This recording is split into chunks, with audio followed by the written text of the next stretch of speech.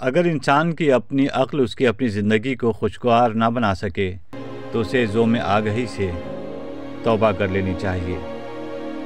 اگر اپنا گھر اپنے سکون کا باعث نہ ہو تو توبہ کا وقت ہے۔ اگر انسان کو اپنا حال اور حالات درست کرنے کا شعور نہ ہو تو اسے دانشور کہلانے سے توبہ کرنی چاہیے۔ اگر مستقبل کا خیال ماضی کی یاد سے پریشان ہو تو توبہ کر لینا ہی مناسب ہے۔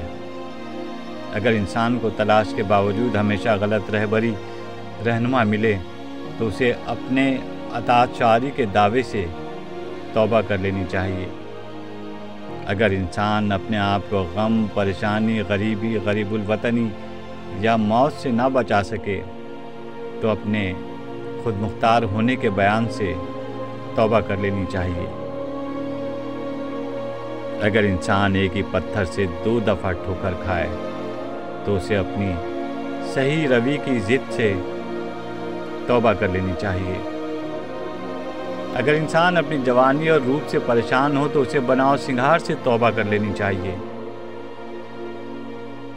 اگر انسان میں اپنی کامیابی کا سرور ختم ہو جائے اور اسے یاد آ جائے کہ اس نے کامیاب ہونے کے لیے کتنے جھوٹ بولے تھے تو اسے ضرور توبہ کر لینی چاہیے۔ اگر انسان کو اپنے خطا کار یا گناہ گار ہونے کا احساس ہو جائے تو اسے جان لینا چاہیے کہ توبہ کا وقت آ گیا ہے۔ اپنے گناہوں کا احساس ہی توبہ کی ابتدا ہے۔ اگر گناہ کا کوئی گواہ نہ ہو تو توبہ تنہائی میں ہونی چاہیے۔ اگر گناہ پوری قوم کے سامنے سرزد ہو جائے تو توبہ بھی پوری قوم کے سامنے ہونی چاہیے۔ دراصل توبہ کا خیال خوش بختی کی علامت ہے۔ جو اپنے گناہ کو گناہ نہ سمجھے وہ بدقسمت ہے۔ شیطان کو اپنی غلطی پر توبہ کا خیال نہ آیا تو ہمیشہ کے لیے لعین و رجیم ہو گیا۔ انسان حکم عدولی پر توبہ کرتا رہتا ہے، اس لیے اشرف المخلوقات ہے۔ کافر اپنے کفر کو دین سمجھتا ہے، اپنی عبرت کو پہنچے گا۔ کچھ لوگوں کا خیال ہے اپنے ضمیر اور اپنے مزاج کے خلاف عمل کرنا گناہ ہے۔ ایسا ہرگز نہیں۔ گناہ اپنے مزاج کے خلاف عمل کرنے کا نام نہیں، اللہ کے حکم کے خلاف عمل کرنے کا نام ہے۔ گناہ اخلاقیات کے حوالے سے نہیں، دین کے حوالے سے ہے۔ اخلاقیات کا دین اور ہے، دین کی اخلاقیات اور۔ سچ بولنا اخلاقی فریضہ بھی ہے اور دینی بھی، لیکن دین نے ایسی صداقتیں بھی بیان کی ہیں جو اخلاقی صداقتوں سے بہت مختلف اور ماوراء ہیں۔ اللہ، فرشتے، رسول، مابعد اور روح ایسی صداقتیں ہیں جنہیں اخلاقیات سمجھنے سے قاصر ہے۔ اخلاقیات انسانوں کے بنائے ہوئے ضابطۂ حیات کا نام ہے اور دین اللہ کے عطا کیے ہوئے ضابطۂ حیات کا نام ہے۔ گناہ اللہ کے فرمان سے انکار کا نام ہے۔ ایک پیغمبر اور اخلاقی مفکر میں فرق صرف یہی ہے کہ پیغمبر ایک اور دنیا کی صداقت بھی بیان کرتا ہے، جبکہ مفکر اسی دنیا اور اسی معاشرے کی اصلاح کی بات کرتا ہے۔ اخلاقیات دین کا حصہ ہے، لیکن دینیات اخلاقیات سے بہت بلند ہے۔ یوں کہہ سکتے ہیں کہ دینیات اخلاقیات اور الہیات کے مجموعے کا نام ہے۔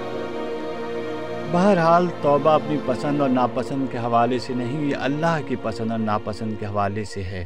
ہم اس شے سے توبہ کرتے ہیں جو ہمارے عمل میں اللہ کی ناپسند کا باعث ہو۔ اس میں برائی بھی شامل ہو سکتی ہے اور وہ عبادت بھی جسے ریاکاری کہا جا سکتا ہے، اور وہ منافقت بھی جسے فیشن کے طور پر اختیار کیا جاتا ہے۔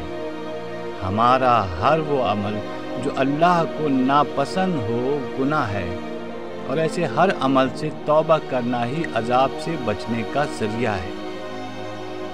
اللہ اور انسان کے مزاج میں بڑا فرق ہے۔ خالق اور مخلوق کے درجات کے علاوہ بھی فرق ہے۔ اگر تھوڑی دیر کے لیے کسی ملا کو دنیا کی خدائی دے دی جائے تو وہ اس دنیا میں کیا تبدیلی کرے گا؟ کافروں کو نیست و نابود کر دے گا، یہودیوں کو فی النار کر دے گا، غیر اسلامی معاشروں کو تباہ کر دے گا۔ غرض یہ کہ اس دنیا کو اپنے جیسا مسلمان کر دے گا۔ یہ انسان کی خدائی ہوگی۔ اللہ کی خدائی وہ ہے جو ہے اللہ کے ہاں پسندیدہ دین اسلام ہی ہے۔ یہ انسان کی خدائی ہوگی، اللہ کی خدائی وہ ہے جو ہے اللہ کے ہاں پسندیدہ دین اسلام ہی ہے۔ لیکن کافروں کو پیدا کرنا، انہیں طاقت اور قوت دیتے ہوئے رہنا، مسلمانوں کی جو حالت ہے اسے خاموشی سے دیکھتے رہنا اللہ ہی کا کام ہے۔ انسان اور خدا کے عمل میں جو فرق ہے اس پر غور کرنا چاہیے۔ ہماری جو مرضی اللہ کے علاوہ ہے غلطی ہو سکتی ہے اور اس غلطی سے توبہ کرنا لازمی ہے۔ ہم اپنے لیے ایک زندگی چاہتے ہیں، ایک انداز کی زندگی، اللہ ہمارے لیے ایک اور زندگی چاہتا ہے، ایک اور انداز کی زندگی۔ اگر ان دونوں میں فرق ہے تو غلطی موجود ہے۔ اللہ کی پسند کے علاوہ کسی اور انداز کی زندگی کو پسند کرنا گناہ ہے اور اس سے توبہ کرنا ضروری ہے۔ پیغمبر خطا سے معصوم ہوتا ہے، کسی پیغمبر کا استغفار پڑھنا عجب ہے۔ نئے مقامات حاصل ہونے پر پرانے مقامات پر استغفار ہے، عروج کی منزل استغفار اور علم کی منزل ہے، نئی بلندی کا شکر اور پہلے درجے پر استغفار۔ مطلب یہ ہوا کہ ایک مکمل نیکی اور وہی الہی کے مطابق چلنے والی زندگی کے لیے بھی استغفار کا عمل منشائے الہی کے عین مطابق ہے۔ توبہ اللہ کی رضا کا حصول ہے۔ بار بار غلطی کرنے اور بار بار توبہ کرنے کے بارے میں اکثر پوچھا جاتا ہے۔ اگر انسان کو گناہ سے شرمندگی نہیں تو توبہ سے کیا شرمندگی؟ توبہ کا عمل تک نہ ہونا چاہیے۔ اگر انسان کو موت آ جائے تو اسے حالت گناہ میں نہ آئے بلکہ حالت توبہ میں آئے، اور کچھ خبر نہیں کہ موت کس وقت آ جائے۔ گناہ کا احساس پیدا ہو جائے تو گناہ سے نفرت ضرور پیدا ہوگی، نفرت ہو جائے تو دوبارہ گناہ نہ کرنے کا عزم پیدا ہوگا، دوبارہ گناہ نہ کرنے کا عزم ہی توبہ ہے۔ اللہ کو گواہ بنا کر اپنی غلطی پر معذرت اور آئندہ ایسی غلطی نہ کرنے کا وعدہ توبہ کہلاتا ہے۔ توبہ منظور ہو جائے تو وہ گناہ دوبارہ سرزد نہیں ہوتا۔ گناہ کا احساس پیدا ہو جائے تو گناہ سے نفرت ضرور پیدا ہوگی، نفرت ہو جائے تو دوبارہ گناہ نہ کرنے کا عزم پیدا ہوگا، دوبارہ گناہ نہ کرنے کا عزم ہی توبہ ہے۔ اللہ کو گواہ بنا کر اپنی غلطی پر معذرت اور آئندہ ایسی غلطی نہ کرنے کا وعدہ توبہ کہلاتا ہے۔ توبہ منظور ہو جائے تو گناہ دوبارہ سرزد نہیں ہوگا، جب گناہ معاف ہو جائے تو گناہ کی یاد بھی باقی نہیں رہتی۔ اگر اللہ احسان فرما دے تو انسان کو اندھیروں سے نکال کر روشنی میں داخل کر دیا جاتا ہے، اس کی سابقہ برائیوں کو اچھائیوں میں تبدیل کر دیا جاتا ہے۔ اللہ توبہ کرنے والوں پر بڑا مہربان ہوتا ہے۔ آدم علیہ السلام نے توبہ کی، انہیں خلافت عرضی کا تاج پہنا دیا گیا۔ یونس نے توبہ کی، انہیں نجات ملی۔ ہر توبہ قبول کرنے والے کو اللہ نے اپنا قرب عطا فرمایا۔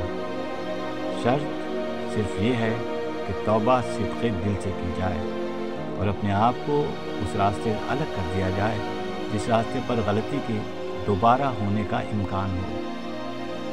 توبہ کرنے والے کی زندگی تبدیل ہو جاتی ہے۔ اللہ سے توفیق مانگنا چاہیے کہ توبہ سلامت رہے۔ توبہ شکن انسان کہیں کا نہیں رہتا، وہ اپنی نظروں سے گر جاتا ہے، وہ احترام کے تصور سے محروم ہو جاتا ہے، وہ دعا سے محروم ہو جاتا ہے، وہ عبادت کی افادیت سے محروم ہو جاتا ہے۔ گناہوں میں سب سے بڑا گناہ توبہ شکنی ہے۔ توبہ شکنی انسان کی شخصیت کو اندر سے توڑ پھوڑ دیتی ہے۔ اس کا ظاہری وجود بے خراش ہو تب بھی اس کا اندر کا وجود خاش ہو جاتا ہے۔ دراصل گناہ بالعموم انسان کو نقصان پہنچانے والا عمل ہوتا ہے۔ انسان نہیں سمجھتا کہ خالق نے جس عمل سے روکا ہے اس سے رک جانا ہی سعادت کا ذریعہ ہے۔ ادب کی دنیا میں اگر مصنف ایسی کتاب تحریر کرے جس سے قاری میں گناہ کی رغبت یا میلان پیدا ہو جائے تو ایسی تحریر گناہ ہی کہلائے گی۔ ایسے گناہ سے توبہ کرنا لازم ہے۔ مصنف کا عمل گناہ کا احساس پیدا ہو جائے تو گناہ سے نفرت ضرور پیدا ہوگی، نفرت ہو جائے تو دوبارہ گناہ نہ کرنے کا عزم پیدا ہوگا، دوبارہ گناہ نہ کرنے کا عزم ہی توبہ ہے۔ اللہ کو گواہ بنا کر اپنی غلطی پر معذرت اور آئندہ ایسی غلطی نہ کرنے کا وعدہ توبہ کہلاتا ہے۔ توبہ منظور ہو جائے تو گناہ دوبارہ سرزد نہیں ہوتا۔ جب گناہ معاف ہو جائے تو گناہ کی یاد بھی باقی نہیں رہتی۔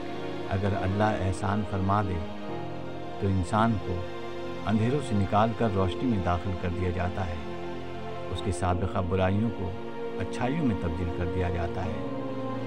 اللہ توبہ کرنے والوں پر بڑا مہربان ہوتا ہے۔ آدم علیہ السلام نے توبہ کی، انہیں خلافت عارضی کا تاج پہنا دیا گیا۔ یونس نے توبہ کی، انہیں نجات ملی۔ ہر توبہ قبول کرنے والے کو اللہ نے اپنا قرب عطا فرمایا۔ شرط صرف یہ ہے کہ توبہ صدق دل سے کی جائے اور اپنے آپ کو اس راستے سے الگ کر دیا جائے جس راستے پر غلطی کے دوبارہ ہونے کا امکان ہو۔ توبہ کرنے والے کی زندگی تبدیل ہو جاتی ہے۔ اللہ سے توفیق مانگنی چاہیے کہ توبہ سلامت رہے۔ توبہ شکن انسان کہیں کا نہیں رہتا، وہ اپنی نظروں سے گر جاتا ہے، وہ احترام کے تصور سے محروم ہو جاتا ہے، وہ دعا سے محروم ہو جاتا ہے، وہ عبادت کی افادیت سے محروم ہو جاتا ہے۔ گناہوں میں سب سے بڑا گناہ توبہ شکنی ہے۔ توبہ شکنی انسان کی شخصیت کو اندر سے توڑ پھوڑ دیتی ہے۔